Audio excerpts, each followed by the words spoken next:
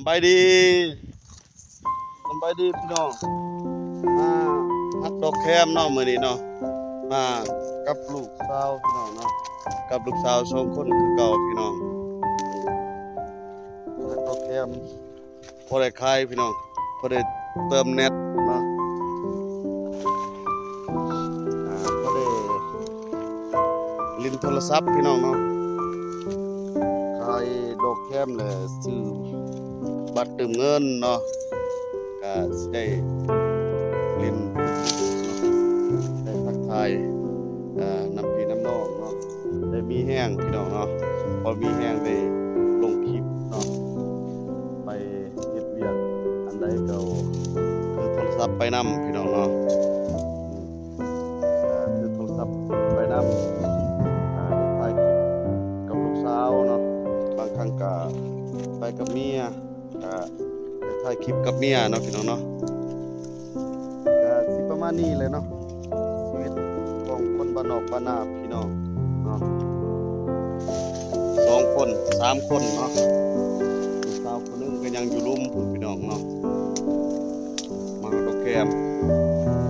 ตามวิถีชีวิตของชนเผ่าพี่น้องเอ้ยเนาะจากของคนบ้านนอกบ้านนาก็ได้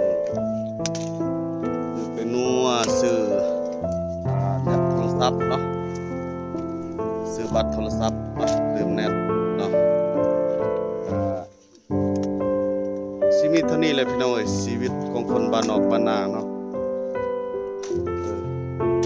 เฮ็ดสวนมันแน่เนาะซื้อข้าวกินพี่น้อง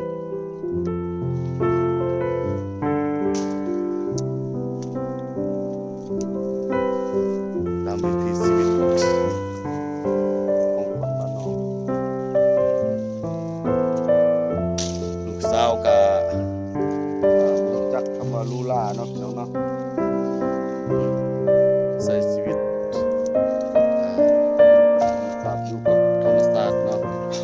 เก็บผักเนาะแต่ละมื้อหลังจากเรียนแล้วเนาะหลังจากนี้จังได๋ก็สิได้เก็บผักเนาะพี่น้องเนาะเพื่อกินกับลูกกับเมียอยู่บ้านเนาะ